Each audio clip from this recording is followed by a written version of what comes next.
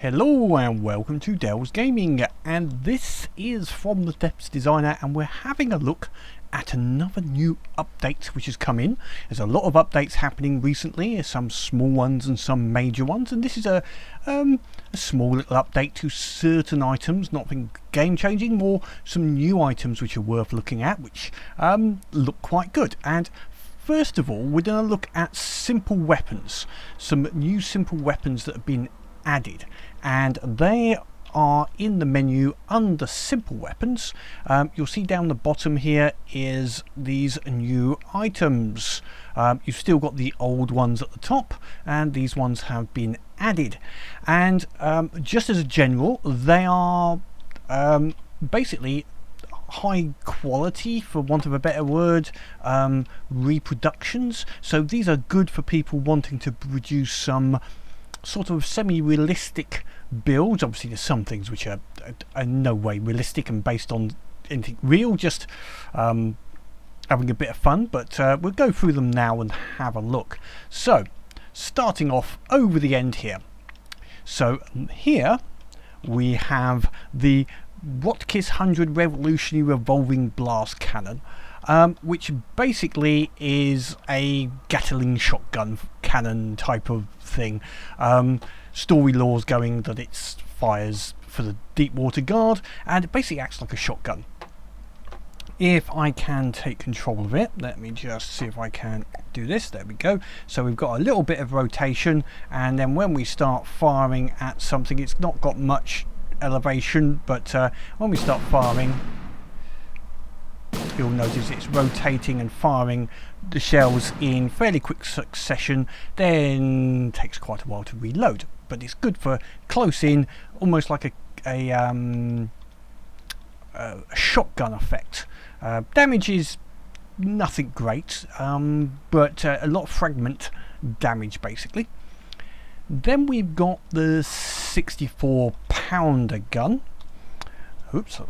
which under here once more time, if we look at some of the stats, so some change. It's got material cost of 0. They're aware, they're obviously going to put material cost in.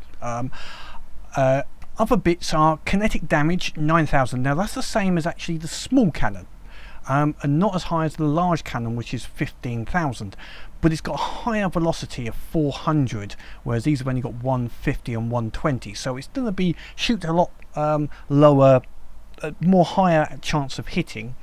Ammo use is actually a lot higher.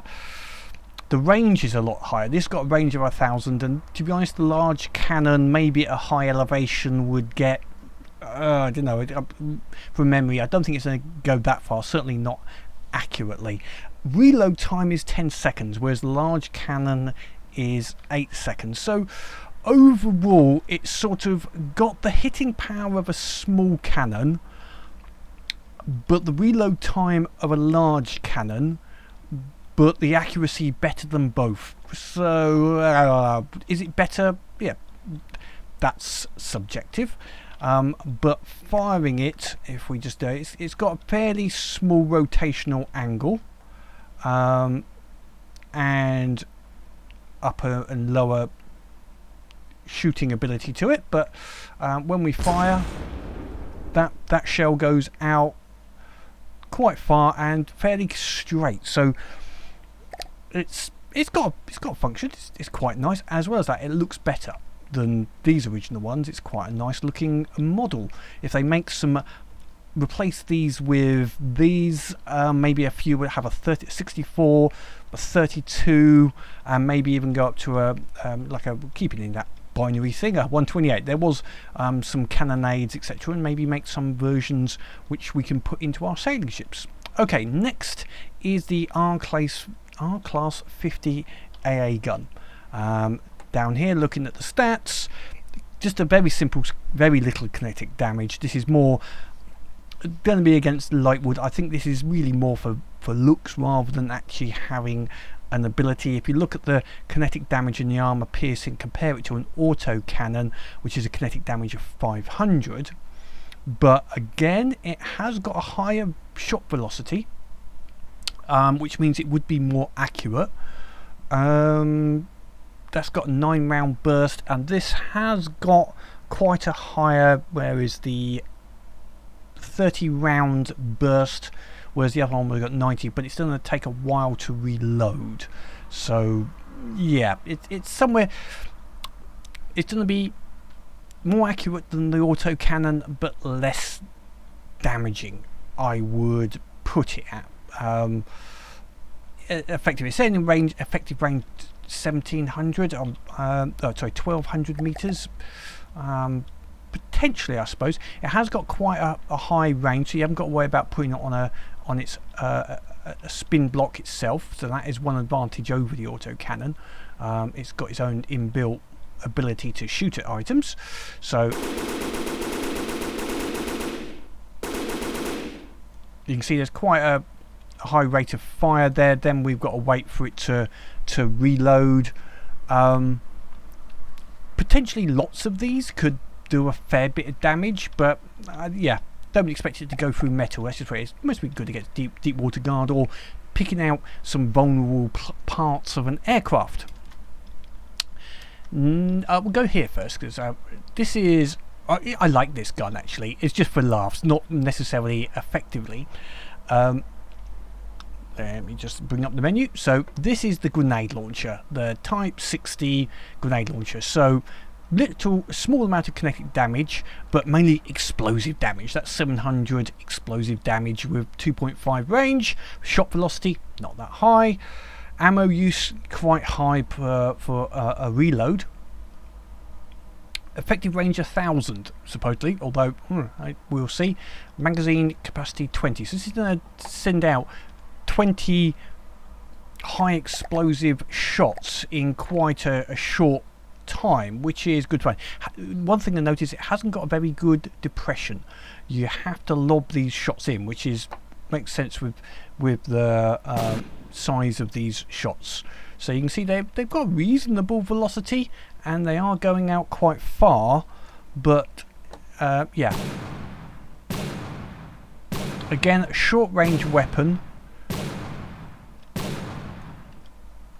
which does have quite a good explosive ability, I think, if it hits a target. So and it's got quite a good magazine. I quite like it just for the whole idea of it, rather than it being effective. I think this could be quite effective against at short range against ships with that high explosive damage. It's going to be interesting to set a battery of these up against something. I think will be quite interesting, really. Okay, one of my favourite ones, because it's a very ship style gun, is this 20mm. So basically this is supposedly a twin 40 Bofors AA gun that you would have found on World War II ships. Very nicely modelled. I think that's not bad. I've got to say, actually, the gun reminds me a little bit of the Japanese 25mm, but as a dual instead of a triple. But I think it's supposedly with the what should we say, the number of vertices they've allocated to this, for the details, etc. It's a good little job in general. Having a look at the stats, we'll have a look. So kinetic damage and armor piercing, it's because it's theoretically the Bofors 40mm was a high velocity shell it was firing, because it needed to get up to high altitudes quickly and accurately. They also used to fire a fairly high velocity shell.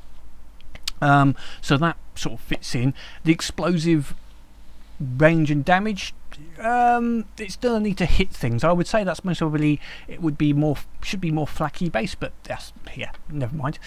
Ammo use, effective range 2000 meters. I think that's a little long, and I've set them to only have 1000 meters because their dispersion's quite low, allowing for the fact of this high velocity. I think that, although it's got an effective range of 2000, I think really 1000 meters must be better. Magazine capacity 16, so it fires those 16 out fairly quickly and then basically reloads. So if we give a quick little firing test, if I can find that, I'm going to get up on this because I quite like seeing this one fire. Let's have a firing solution, and then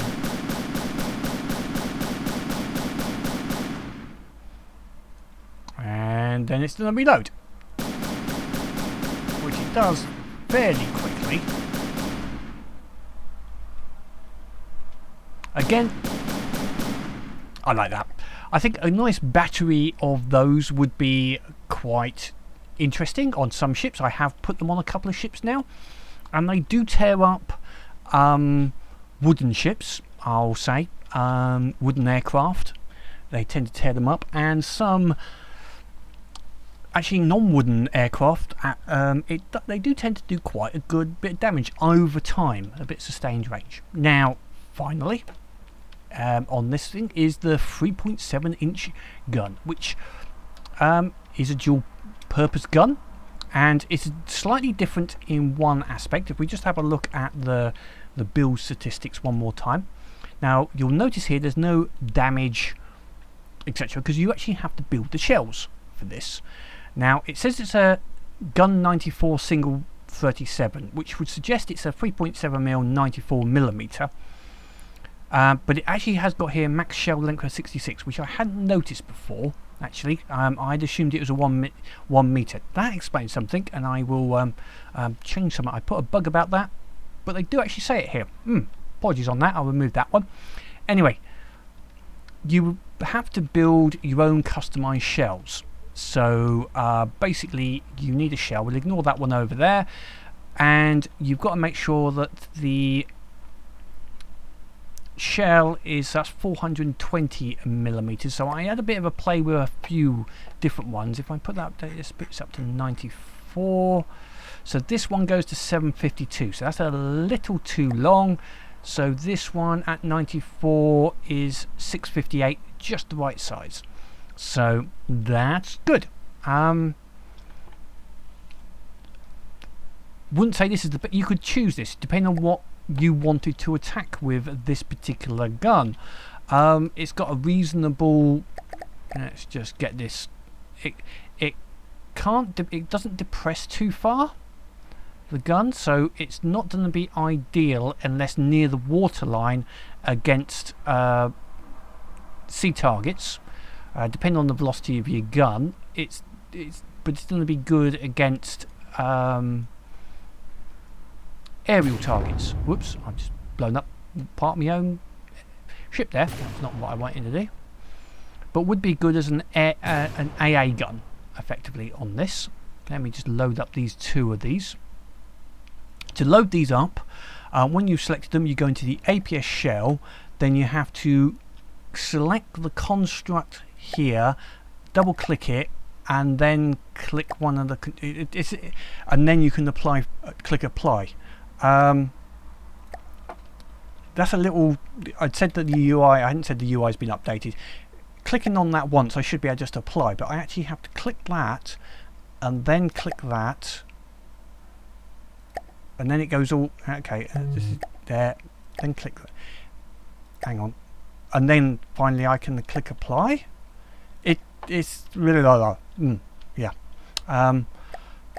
The UI's had a few changes, and on occasion it's just, I like the UI, I like the looks of it personally, it's just the clicks and uniformity, it doesn't always work the same way on all the different guns. And now that's actually saying there is no ammo selected. Let's try that again. That one, now apply. Yeah, okay. That one there, double click it, then click that one, then click apply. So yeah, it's not quite as nice. So let's just for a laugh, let's put up against something and we'll see how these all fire. So brought in a few deep water guard vessels just to see how we fight against them. So so the 3.7s are firing their shells against this okay. So to be honest, in this particular situation, you might be able to say use them as with normal AP HE shells, to be honest, because they seem to be ranging them quite happily onto this. But I like using it against the aircraft. And here we have the others are quite happily having a go at this Atlas coming in. And it's doing a bit of damage, but nothing overpowering, shall we say, at taking out something as simple as an atlas, to be frankly honest, but it is doing a reasonable amount of damage at least. The guns are not overpowered, you know, they're taking out these deep water guards, but slowly. They look good though. That's the main bit about them, is they're a good looking ship in many ways, which is you know, something I appreciate, especially as someone who likes building semi-realistic ships, etc. Performance-wise, I think for the size, or for a little bit larger, a good, well-built, advanced cannon will be better than a lot of these guns potentially. But I think they're here more for looks and just ease for people, and they're, yeah, in that regard, they're quite good. Okay, we're going to leave this little battle, and we're now going to look at the next stage, which is some other additions that have been added in.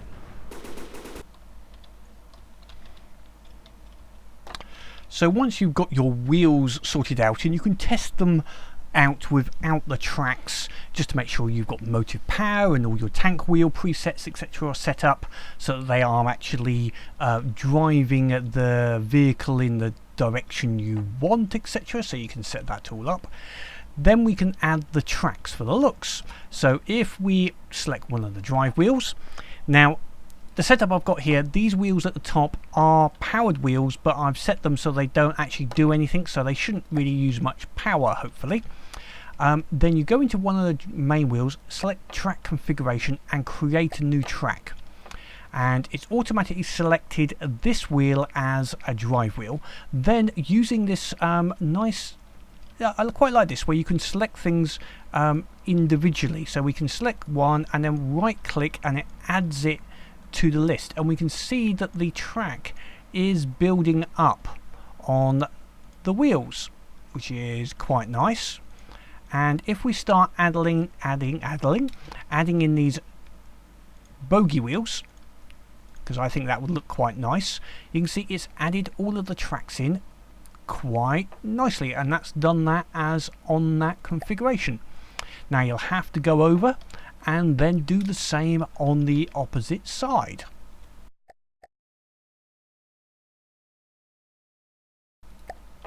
And once you're done, you've got a reasonable looking track, which when we release should now look quite nice. Now, as far as I'm aware, this doesn't give you any real advantage. It is a cosmetic thing only. It's not a doesn't give you any more friction or stickiness on the ground. Maybe that's something that they can add later, that a track configuration has some advantage, but at the moment it looks good for those that want to have something looking tracks, rather than the old way was just putting lots of wheels close together. Now you can space the wheels out a little bit and still have a track looking ingredient, so that's good. Okay, the next little thing is another little interesting addition. So a new addition is under the menu Air. There is a sticky foot, which yeah, is, as the name suggests, is a sticky foot. And if you build some sort of feet on something, which I have got a very simple walker here I've been working on, you basically, in the foot configuration, you set the stickiness, the clearance to notice whether it's touching the terrain, and the friction values. Now, I've had a bit of a play around with this, and what I've noticed is the friction values are the key part to make this work in this particular system, and you might want to change them around to make them work correctly. So this is a very simple piston walker. It's on a 10-second cycle, so it does 4 meters every 10 seconds, and then it moves the body forward. And the left and right is controlled with the friction in if it's turning in a particular direction, or it wants to turn in a particular direction, and it's actually stopped turning now, moving because it's reached its point. So we just give it a new waypoint. So I've given it a waypoint just over to the right actually, and we should now start seeing now that the frictions on the right hand side does go down. It's a little bit awkward at times, but it depends on the value, but it will go down, and the ones on the left will stay high depending on if it's trying to turn left or right. So one side will slide and one side will be motive. It's actually designed to turn to the right for some reason. So by turning to the right, basically it makes this side very frictiony and this side less frictiony. So it'll stay. And I'm going to work on a slightly different design, but these legs, I've seen some ones with the legs with using spin blocks, and I might use some spin blocks to get some angles on the leg to turn them slightly differently, to use a slightly different turning motion to put like effectively like a shoulder or hip joint into these, just to have a bit of fun. It's slow. Don't get me wrong, this is effectively only about 3 or 4 meters every 10 seconds. I might be able to make it a bit quicker if you went to a multi-leg design, and that way you can have multiple legs move in the same 2 seconds. So you can make it potentially a 6-second move potentially. Main bit is with the legs is keeping balance. As you can see, when one leg goes up, it has a tendency to potentially rock around, especially if the ground is not even. But it works. I'm going to make something a little bit bigger, potentially using this system, maybe work, as I say, on a shoulder system. But again, this is not really, I don't think, going to be combat effective. It's more fun than anything else. And I'm be interesting to see what people come up with apart from spider tanks. I'm sure there'll be lots of spider tanks, but I like the yeah, it's going to be, we're looking at 80 attack walkers and that type of thing, just for laughs and giggles. Anyway, that's it for now. There is some changes to the UI, which I said, you know, some bits are okay and good. You might find that in build mode, some things might have changed location. One I found was that for instance, the general purposing cards are now under cards instead of being on the main screen, and yeah, so there's changes happening to the menus, etc., all the time at this moment. So a lot of changes before they come out to release, so I understand that. And then hopefully there will be a period of time when they will try to just basically do a bug fix and sort things out to make it more consistent throughout the system. That'd be my hope anyway. As always, comments down below. Like the video if you liked it. Leave any comment why you did or didn't. Anything you think I missed out, or what you're looking forward to in the next few updates they've talked about. For me, it's campaign AI. I'm hoping to see it, as long as they don't change it too dramatically. I think it'll be fun. As always, keep playing the game and have fun.